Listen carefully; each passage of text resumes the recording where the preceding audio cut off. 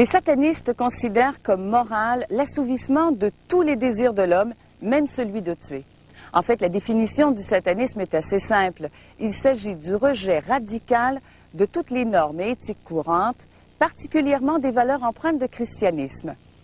Si les satanistes croient en l'existence du diable, ils ne l'adorent pas comme les chrétiens vénèrent Dieu. Il est plutôt comme leur exemple à suivre. Leur règle principale, faire ce qui leur plaît. Et tant mieux s'ils en profitent pour explorer allègrement les 7 péchés capitaux du christianisme, c'est-à-dire l'orgueil, l'envie, la luxure, l'avarice, la paresse, la colère et la gourmandise. Le nombre des adeptes est assez difficile à estimer parce qu'ils sont organisés en sociétés secrètes et que leurs cérémonies se déroulent la nuit à l'abri des regards indiscrets.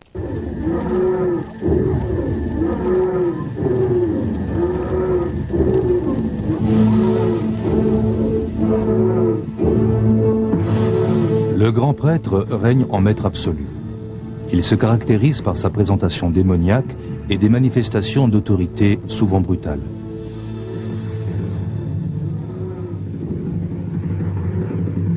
Il y a pourtant satanisme et satanisme. Dans les loges organisées, l'apprentissage des rituels spirituels occupe la première place. À l'opposé, il existe un satanisme plus primaire auquel toute velléité intellectuelle reste étrangère. Au nom de Satan, on y assouvit sans scrupule et par des pratiques effrénées sa soif de sexe et de pouvoir.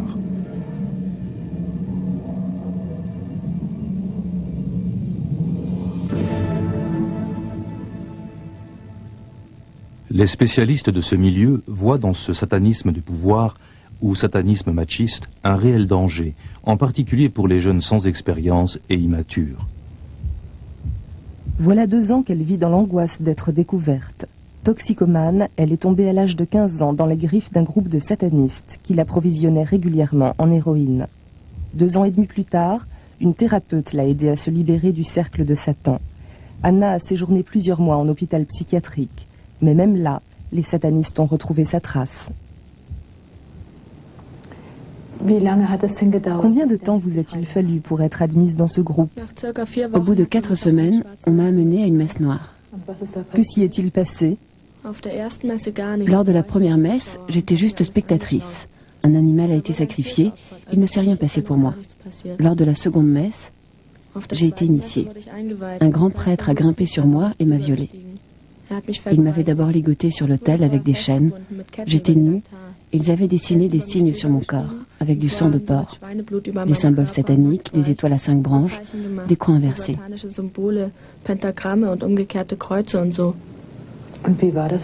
Qu'avez-vous ressenti? À l'époque, je consommais pas mal de drogue. Et ce jour-là, j'étais assez abrutie. J'avais déjà vécu ça chez moi. Alors ce n'était pas aussi terrible que ça. Que voulez-vous dire? Mon père a sexuellement abusé de moi pendant des années. Que s'est-il ensuite produit dans ce groupe de satanistes? Par la suite, je suis allée tous les week-ends aux rencontres, aux messes. Des animaux étaient sacrifiés. Ils les ouvraient, y plongeaient la main et arrachaient le cœur que le grand prêtre mangeait. Et ils en buvaient le sang. Il y avait des orgies et on couchait avec n'importe qui. On sacrifiait des animaux et on priait. Mais le plus souvent, quelqu'un était sacrifié. On nous entraînait aussi à ne pas ressentir la douleur. Un jour, par exemple, ils m'ont ligotée. J'étais nue et ils m'ont frotté tout le corps avec des orties. Dans la plupart des religions, même dans le christianisme, des sacrifices animaux avaient lieu. Mais ici, la torture de l'animal sacrifié semble être une fin en soi. Les satanistes se complaisent à être particulièrement cruels.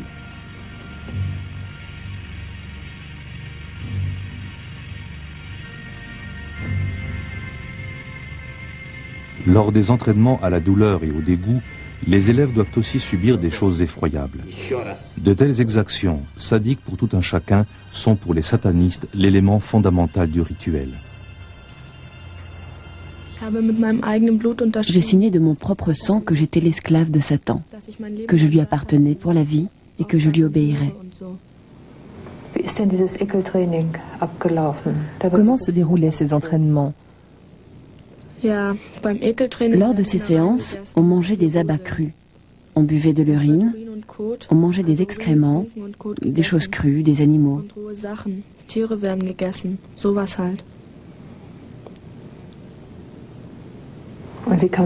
Comment peut-on surmonter cela? Que ressent-on?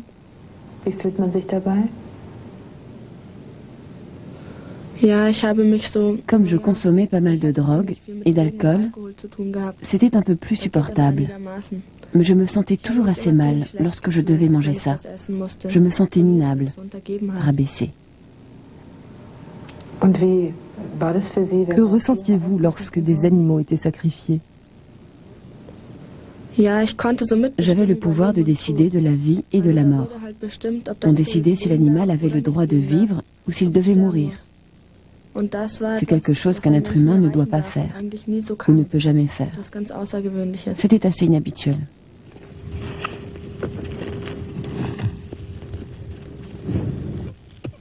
L'objectif est d'atteindre une insensibilité absolue, de se débarrasser de toutes émotions humaines.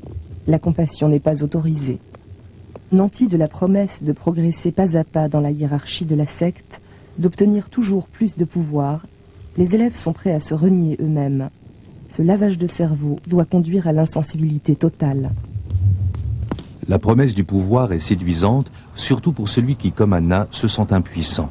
Au cours de sa vie, Anna a souvent été humiliée. La dépendance à l'héroïne a détruit ses perspectives d'avenir.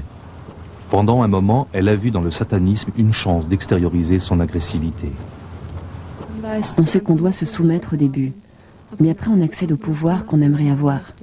Ou alors on y a déjà partiellement accès. On peut torturer d'autres personnes, leur faire du mal. Quel genre de torture? On les fouette ou on frotte leur corps avec des orties. On leur écrasait aussi des cigarettes sur le corps, ou on faisait glisser un couteau sur leur peau, en les coupant profondément de temps en temps.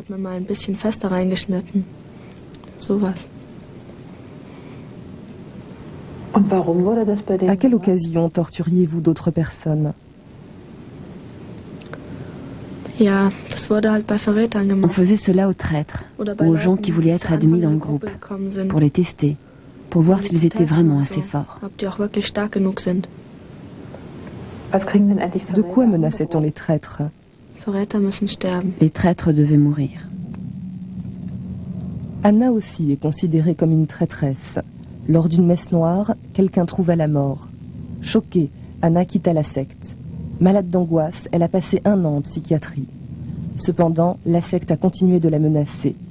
Lorsqu'elle en est sortie, des thérapeutes ont fait en sorte que son identité ne puisse plus être vérifiée auprès des bureaux de déclaration domiciliaire. Elle a déménagé plusieurs fois pour brouiller les pistes. Anna est-elle un cas extrême, ou bien les départs se produisent-ils souvent dans de telles conditions?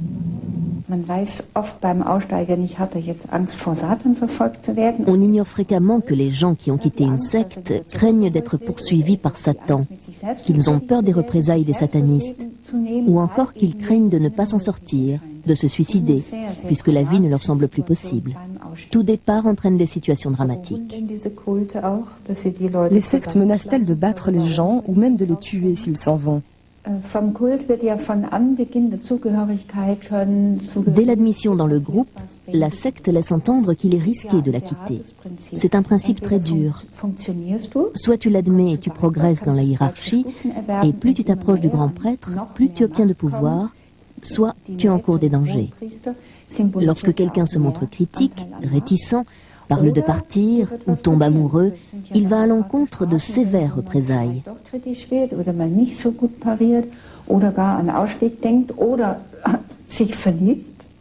Tomber amoureux est très sévèrement puni. Beaucoup de mes patients m'ont raconté les terribles difficultés qu'ils ont rencontrées à cette occasion.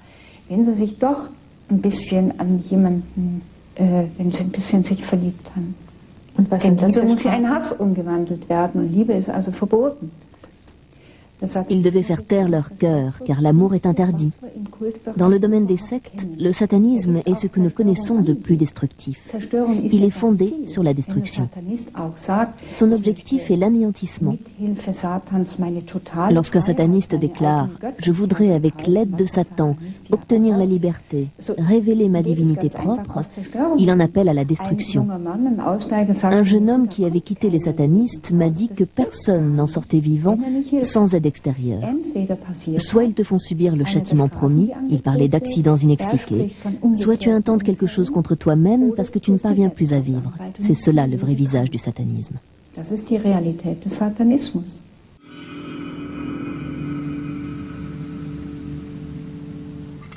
Ces récits d'expériences vécues se multiplient. La réalité dépasse tout entendement. On intente peu de choses contre cela car personne ne parvient à y croire. Dans certains cercles sataniques, on semble ne reculer devant rien, pas même devant le crime. Le satanisme pervertit les notions de liberté, de force, d'affirmation de soi dans le mal. L'adoration du diable hermaphrodite, également nommé Baphomet, signifie la destruction de tout ce qui est normalement considéré comme émanation du bien. La sexualité tient une place centrale. Des rituels de magie sexuelle doivent rassembler et libérer des énergies cosmiques. La libération du moi passe par la pratique du sexe débarrassé de toute notion d'amour.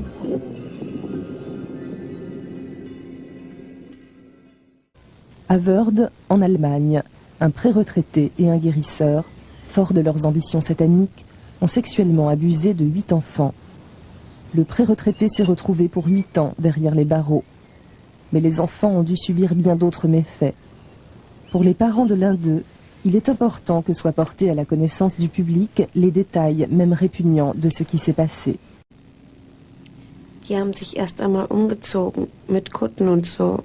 Ils ont commencé par mettre des frocs, et puis ils nous ont dit que si on racontait ce qu'on allait faire, alors ils nous tueraient, et ils tueraient aussi nos parents.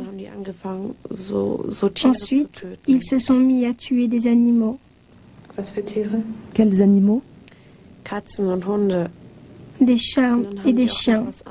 Après, ils ont fait autre chose. Ils avaient une espèce de récipient pour recueillir le sang et ils l'ont fait circuler. Le premier en a bu et l'a fait passer. On a aussi dû en boire.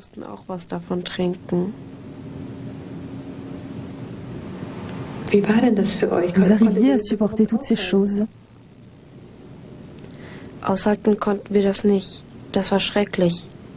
C'était insupportable, vraiment horrible.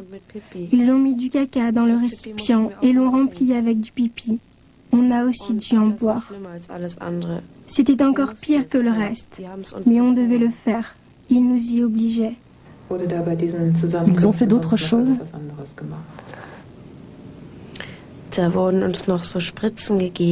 Ils nous ont fait des piqûres avec des aiguilles. Et ensuite, on se sentait tout drôle, comme si on ne pouvait plus marcher. On ne pouvait pas s'enfuir. Après, il a mis son zizi, son machin, dans mon derrière. Vous espériez que la police, après avoir enquêté sur le crime sexuel, fasse aussi une enquête relative à ces pratiques sataniques?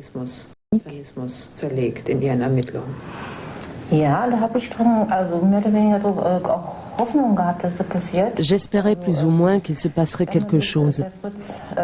J'ai dénoncé Fritz B. et ils ont fait une enquête, mais la procédure a été suspendue. C'est sur la base de ces déclarations qu'elle a été réouverte, puisqu'il raconte que des animaux ont été tués. Nous sommes allés à la police criminelle et je leur ai dit qu'il s'était passé d'autres choses, qu'ils avaient répandu de l'urine et des excréments, que les enfants avaient été couchés dans un cercueil, enfermés dans de petites pièces sombres, qu'ils avaient eu des piqûres, etc. J'ai parlé des lieux où cela s'était produit. Ils se sont contentés de sourire et l'affaire était close.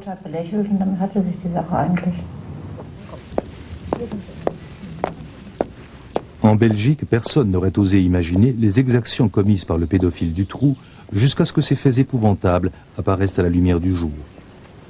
Les policiers et les procureurs devraient s'initier au mécanisme du satanisme pour pouvoir enquêter avec plus d'efficacité dans des cas pareils. Mais il est plus simple de considérer l'inimaginable comme une élucubration d'un esprit malade. Ce qui n'appartient pas à un schéma préexistant n'existe pas, surtout lorsque cela se produit dans son propre milieu. La sexualité occupe-t-elle un rôle primordial dans le satanisme ? La sexualité tient un rôle essentiel. On doit pouvoir assouvir tous ses désirs, aller au bout des possibilités les plus perverses, les plus repoussantes. Avoir des rapports avec un cadavre ou avec des animaux n'est pas le fait de tout le monde. Bref, il faut pouvoir faire tout ce qui vient à l'esprit. En ce domaine, il n'existe aucune limite. Une fois de plus, c'est censé être une voie vers la libération. Tu dois tout vivre à fond. Mais quel plaisir y trouve-t-on ?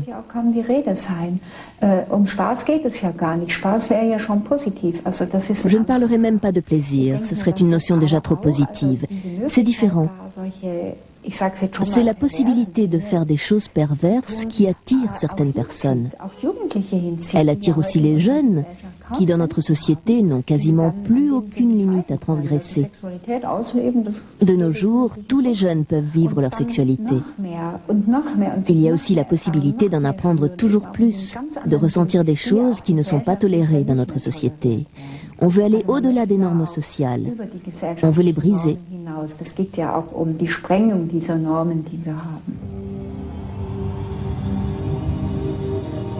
En appeler aux lois de la nature ne fait pas de chaque perversion un acte juste. Une société sans règles du jeu finit dans la violence et le chaos.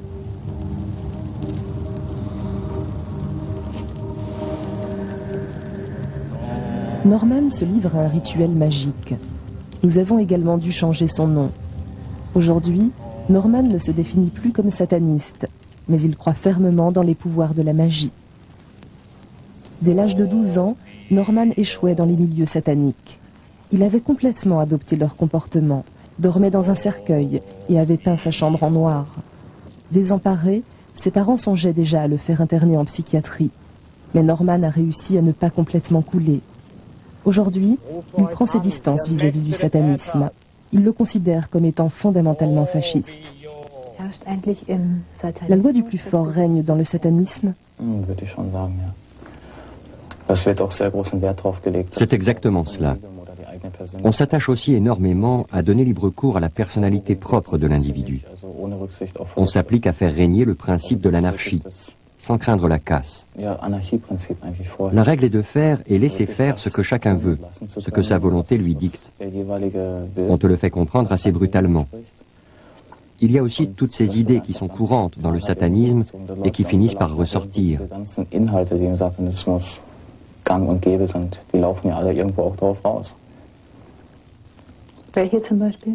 Lesquels, par exemple ?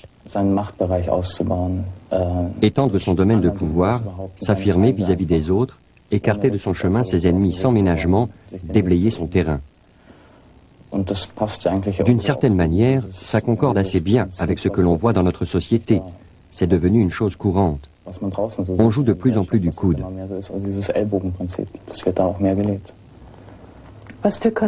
Quelles conséquences cela a-t-il pour les faibles ou pour les handicapés ? Leur situation est précaire. Tôt ou tard, on retournera au principe de l'euthanasie. Quelque part, c'est aussi une loi de la nature. C'est la loi du plus fort, ou en d'autres termes, le fort survit et le faible doit laisser la place libre et capituler. Dès le XVIIIe siècle et surtout au XIXe, des cercles sataniques se sont formés dans lesquels Satan était présenté comme un anti-dieu.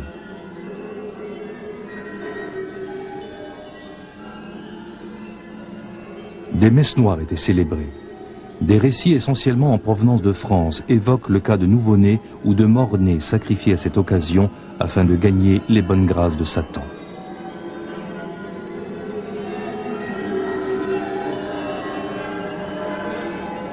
Mais l'élément marquant de ces messes était principalement leur caractère blasphématoire. Elles étaient une inversion de la liturgie romaine catholique, une raillerie et une offense envers le christianisme. Ces éléments de base étaient la profanation de crucifix et d'hosties avec du sperme et du sang menstruel, des orgies et des viols commis sur l'autel, des sacrifices animaux et humains.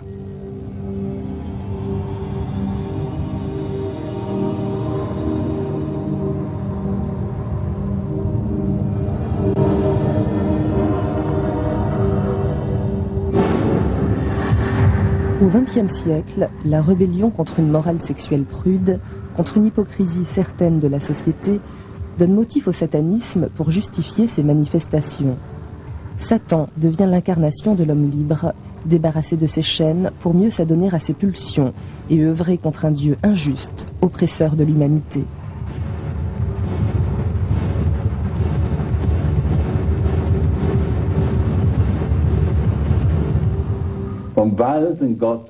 Les satanistes se fondent sur le fait que Dieu semble avoir abdiqué dans le monde, que plus rien ne prouve la réalité de son règne. Nous sommes obligés d'admettre que leur discours se tient. Puisque rien ne prouve que Dieu règne, il le remplace par Satan. Il aura peut-être le pouvoir que Dieu ne possède apparemment pas. Le satanisme est composé de multiples éléments provenant d'autres religions, langues, représentations et images. On les retrouve lorsqu'on assiste à l'une de ces messes noires.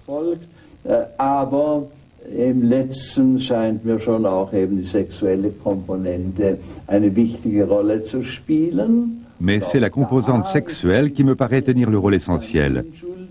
L'Église n'est pas tout à fait innocente en ce domaine, car c'est elle qui a diabolisé la sexualité. Puisqu'elle vient du diable, nous la trouvons donc chez le diable. C'est une conséquence logique de ce que l'Église nous a enseigné pendant des siècles. Das ist eigentlich eine logische Folgerung dessen, was die Kirche jahrhundertelang gelehrt hat.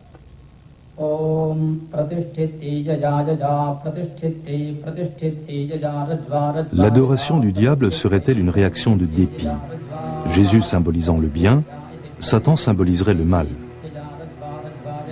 Joseph Dvorak ne voit pas les choses ainsi. Pour lui, le diable ne représente pas le mal ni la perversion, mais libère physiquement et psychologiquement les êtres humains. Selon Dvorak, les âmes, mortes et figées, s'éveillent lorsqu'elles acceptent tous les aspects de leur sexualité. La symbiose s'est alors produite, le moi s'est libéré du carcan de l'esprit, Baphomet est révélé. L'anglais Aleister Crowley inspire nombre de ses rituels. Il se décrit lui-même comme étant le monstre 666 évoqué dans l'Apocalypse de Saint Jean comme l'incarnation du mal. Aujourd'hui encore, Crowley est une figure culte du satanisme. Né en 1875, l'indocile et rebelle Crowley grandit dans un foyer fondamentaliste chrétien. Sa mère, bigote, le tourmente par sa dévotion fanatique. Résultat, Crowley se prend de haine pour le christianisme, une haine qui ne le quittera jamais. Il se tourne vers l'occultisme et est formé à la magie dans l'un des plus importants ordres secrets britanniques, l'ordre hermétique de l'aurore. En 1912, il prend la direction de l'ordre germanique du Temple oriental en Angleterre. Cet ordre est aujourd'hui encore actif et se fonde sur les principes dictés par Crowley. Crowley passe pour sataniste, ce dont lui-même se défend.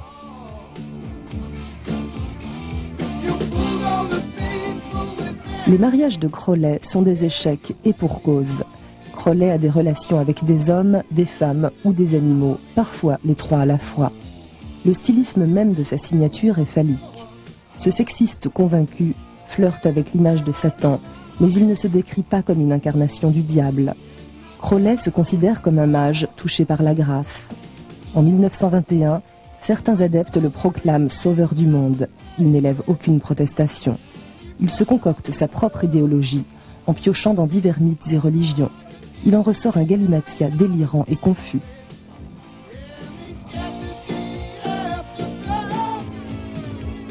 En 1921, il fonde l'abbaye Téléma en Sicile. Là, avec sa communauté, il s'adonne de façon effrénée à ses rituels magiques sexuels, y compris avec des animaux. Le monstre 666 choque les Siciliens. La rumeur s'enfle, Mussolini le chasse du pays.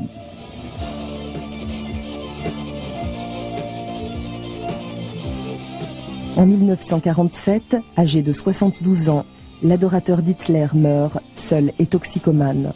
Aleister Crowley a donc une importance capitale dans l'histoire moderne du satanisme. On lui doit d'ailleurs la publication en 1969 de la première Bible satanique et ses écrits sont encore aujourd'hui cités par les adeptes du culte de Satan. Un des principes fondamentaux qui originent de Crowley et qui est à la base des croyances sataniques, c'est que Dieu a été inventé de toutes pièces par l'homme et que le paradis et l'enfer n'existent pas. C'est donc sur Terre que les satanistes entendent laisser leur âme.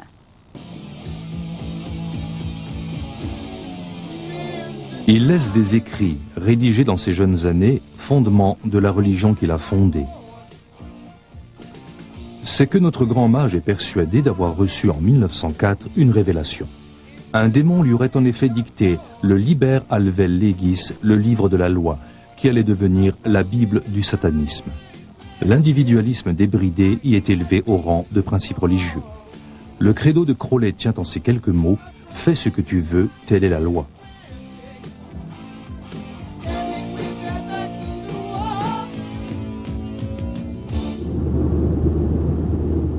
D'un côté, des pulsions à assouvir, de l'autre, des obstacles dont il faut tenir compte.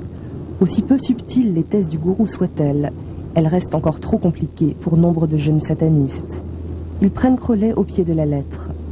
Qu'en était-il dans le groupe sataniste fréquenté par Anna?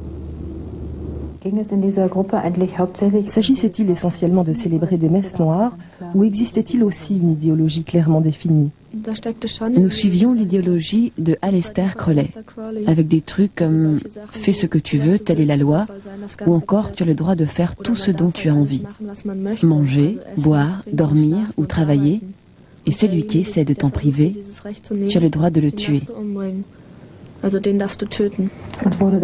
Vous respectiez cette loi au pied de la lettre? J'ai entendu dire qu'une fois, quelqu'un avait été assassiné.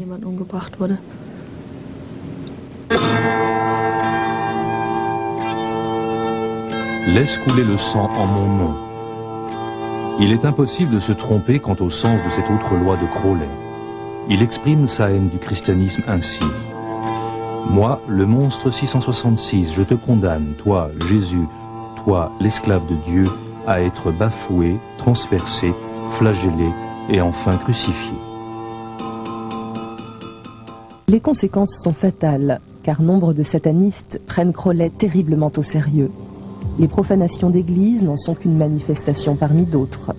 Aleister Crowley était un mégalomane, dont les propos étaient aussi sarcastiques que fumeux. Aujourd'hui encore, d'ailleurs, les experts S-satanisme divergent sur l'interprétation à leur donner.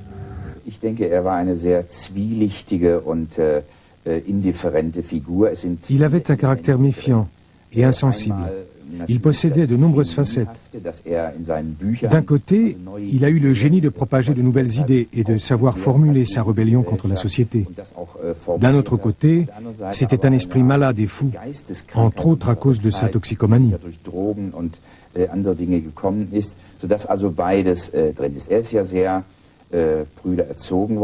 Sa mère lui a donné une éducation très prude. Il était issu d'un milieu chrétien, mais il n'en avait cure. Son comportement était symptomatique de sa révolte. Par exemple, il a crucifié rituellement une tortue qu'il avait appelée Jésus. On retrouve ce type d'agissement tout au long de sa vie.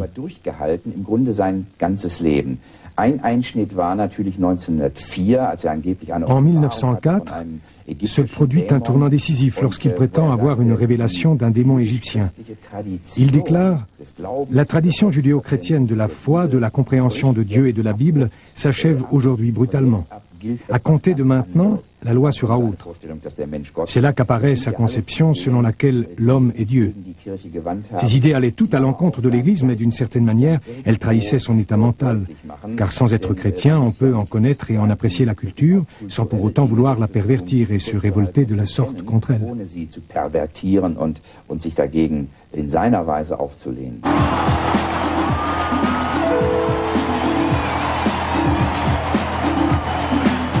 Mais les jeunes se montrent excessivement fascinés. Les experts en secte et les pédagogues discutent énergiquement quant à l'influence de la musique pop sur le satanisme des jeunes. Une célèbre chanson de Mick Jagger, Sympathy for the Devil, datant de 1968, est une ode à Crowley.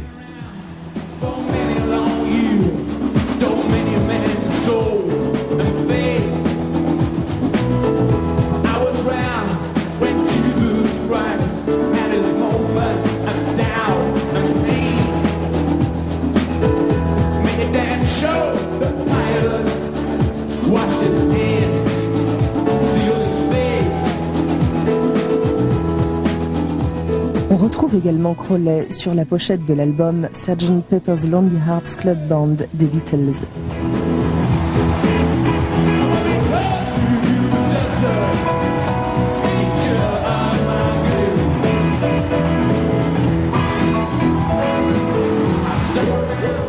Ozzy Osbourne est l'un de ceux qui a le plus exploité le charisme de Crowley.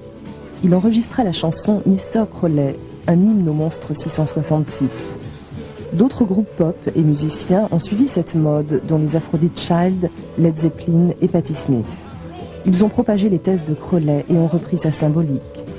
Le tout passe souvent inaperçu aux yeux du public qui ne perçoit pas le contenu satanique des textes.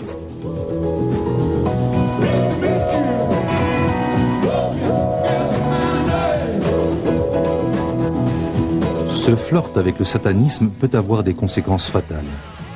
Le dirigeant d'une communauté californienne, Charles Manson, a prétendu que la chanson des Beatles, Helter Skelter, lui avait inspiré des meurtres sataniques. De son penchant pour Hitler, Manson ne fit aucun secret. Il se considérait tout à la fois comme le sauveur et le diable. C'était un dangereux psychopathe doté d'un fort charisme. En août 1969, certains de ses adeptes se sont introduits dans la maison du réalisateur Roman Polanski et ont assassiné quelques-uns de ses amis, ainsi que son épouse Sharon Tate, enceinte de plusieurs mois. Manson, un pion sur l'échiquier du satanisme avec de grandes idées fascistes, est aujourd'hui encore l'idole de quelques groupes pop. Nombre de jeunes trouvent cela chic d'arborer son effigie sur un t-shirt. Actuellement, une vague de musique d'inspiration satanique déferle dans les discothèques. Tout ce qui est satanique est à la mode. Sons sourds, textes sanguinaires. Pour beaucoup de jeunes, c'est une manière d'évacuer, d'assouvir leur agressivité.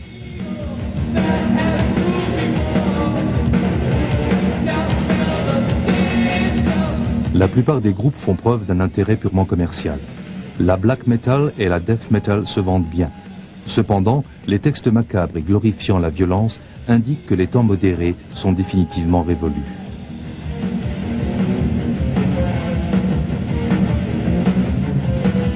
« 50 ans après sa mort, le monstre 666 Aleister Crowley fait toujours l'objet d'un culte dans les milieux sensibles aux idées sataniques, même si nombre de personnes n'ont toujours pas la moindre idée de ce qu'il a écrit.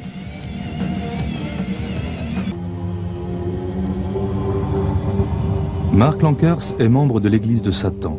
Cette secte américaine a été fondée en 1966 au cours de la nuit de Walpurgis par l'ancien détective privé et dompteur Anton Sandor Lavey. Des funérailles spectaculaires et un service religieux satanique avec une femme nue sur l'autel firent très rapidement connaître l'Église de Lavey. Son credo, les péchés mortels chrétiens comme la luxure et la cupidité sont des qualités. Ici aussi, l'inversion de toute valeur est de mise.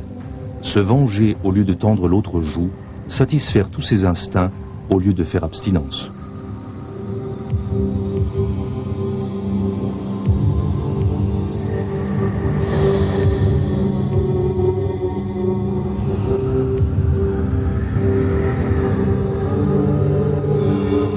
La magie sexuelle est l'élément principal des messes. La plantureuse Jane Mansfield prit personnellement part à la fondation de l'église de Satan. Elle s'impliqua dans les rites sexuels et s'occupa dans ce cadre avec dévouement de personnes inhibées sexuellement. En 1967, Jane Mansfield trouva la mort dans un accident de voiture. Elle fut littéralement décapitée. Mark Lankers parvient-il à s'identifier à cette idéologie? Lavey est-il son maître? Ich bin Satanist, meine Meister suche ich mir selber. Je suis sataniste. Je recherche donc mon maître en moi-même. Je reste mon propre chef. Il n'existe personne qui puisse m'ordonner quoi que ce soit contre mon gré. Le satanisme refuse tout assujettissement.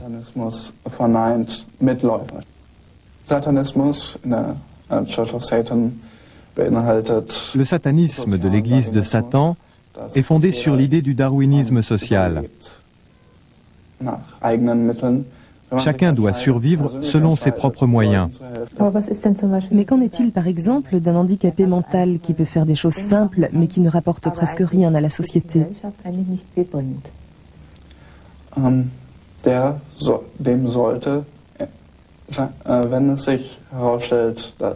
À la naissance, si on se rend compte que l'enfant sera handicapé mental ou moteur, sa famille doit alors décider si elle veut s'occuper de lui ou si le bébé doit être tué.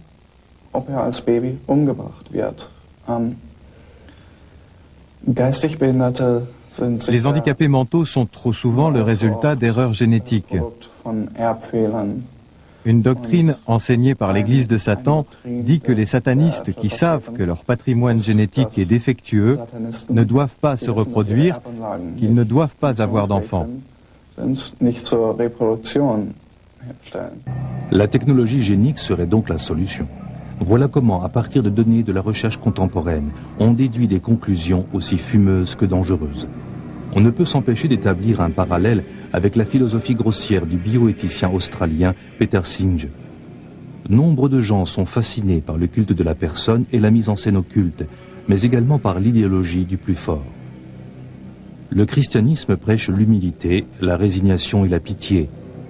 De nos jours, ces qualités ne permettent pas forcément d'atteindre le succès et le pouvoir. Pourquoi ne pas se mettre d'emblée dans le camp des forts et frapper sans scrupule, puisque ce sont eux qui donnent le ton dans le monde ?